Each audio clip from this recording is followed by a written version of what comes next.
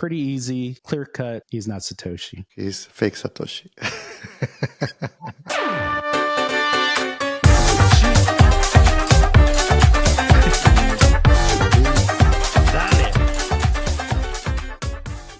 Man, guess what?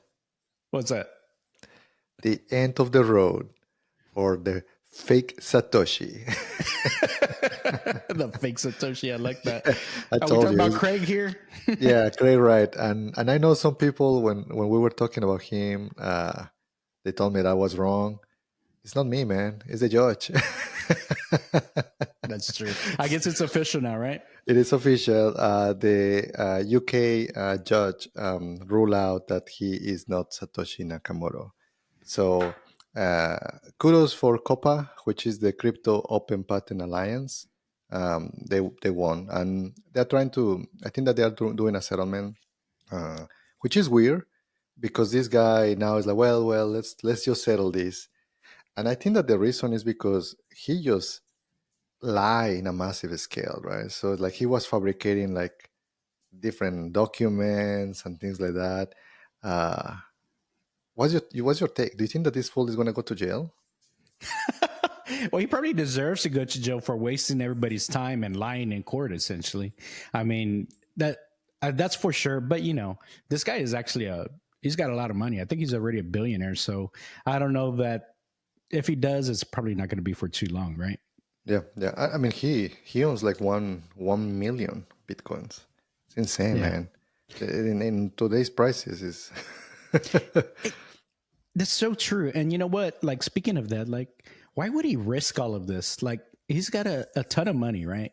A ton of Bitcoin, which potentially could be a future trillionaire, right? Yeah. Why would he risk it all and end up going to jail where technically anything could happen, right? That doesn't make sense. It doesn't make sense. I'm not sure why. Maybe it's just pride, right? That he wanted to get that recognition and going at the end of the day, like, hey, I'm the creator of this, right?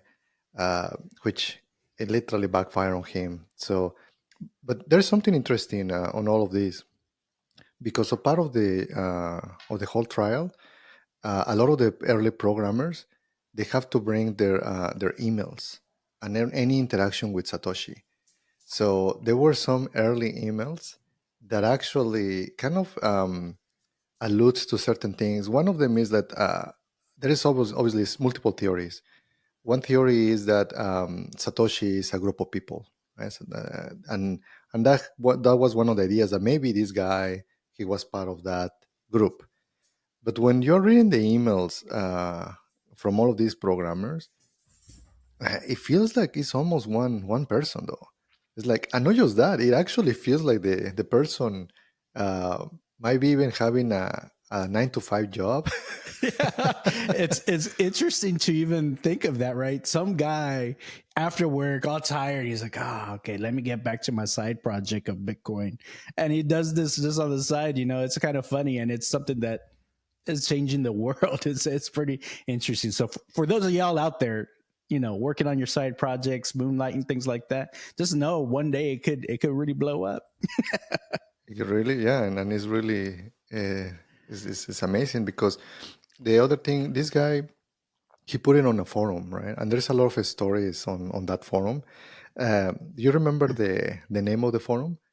I think that it was the crypto called one or the no, cipher? actually there was another one. It was called Anti-State. Okay. So that was, I think that even the website, I need to check if it still exists, but there was another person that actually this person asked, is like, hey, do you need any help? I want to help on the project. And Satoshi said, well, I think that right now we need a website and with an FAQ, and I'll provide you the answers for it.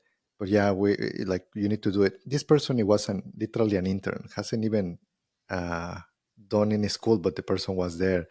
So very, very interesting that even some early developers are like just people that wanted to contribute to the cause. Yeah. I wonder if they got paid in Bitcoin. Doesn't matter, right? I mean, I think that if he was mining in the beginning. That's true. I mean, that's a thing. But did he have the foresight to actually do that? hard to tell. I think that some of my friends that they are techies, and we discussed this before. Sometimes they're not very savvy financially.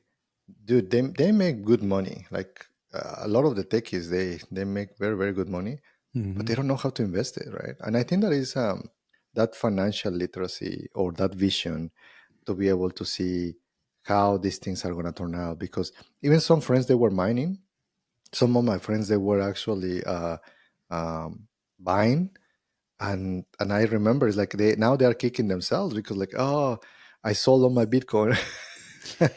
That's true. I think a lot of folks that were on Silk Road early on also, because they're the ones that started using Bitcoin actually for buying and selling as a currency. A lot of them, you hear the stories on Reddit where they're like, yeah, I used to have, 1,000 Bitcoin, but I spent it, on a comic book or some other kind of like drug or something online. It's like, so they got high for a day and missed out on like on holding like 10 Bitcoin.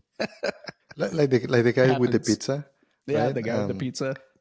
Which is like he had the bitcoins. So like, who is willing to buy these bitcoins from me, right? For what price? Hmm. And then suddenly I'll send you a pizza, right? For I don't know if it was 1,000 or whatever amount of bitcoins, Yeah. but that's one of the stories in the early days.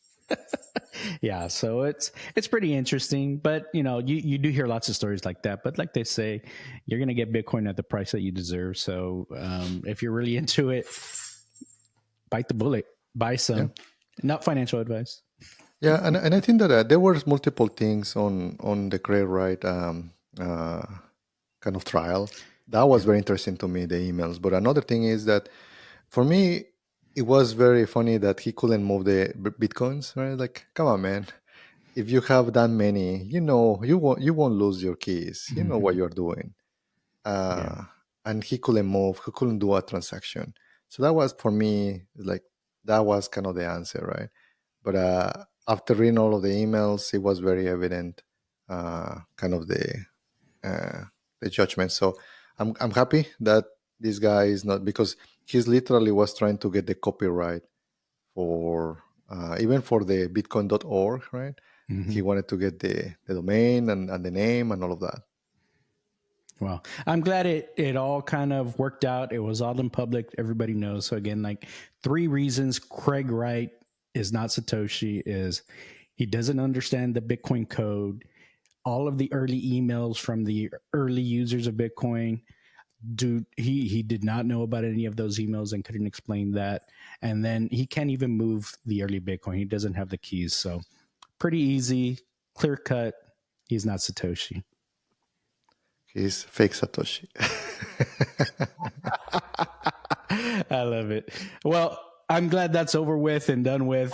We can move on from Craig Wright. I know that that is something that was always something. Now, he probably still has believers out there, though, because I know we got some comments saying, like, he is the real, he is the real Satoshi. And you probably will never be able to convince those guys otherwise, but Yeah, it I is what mean, it is. he has his backers, right? And good for them. I don't know what they get, right? Just by protecting him. I think But that he came out with BSV, Bitcoin Satoshi Vision. Is that what it was? I think when he tried to fork it, something like that. I have no idea, man. I But probably still have BSV because they automatically gave you some when you held Bitcoin. true.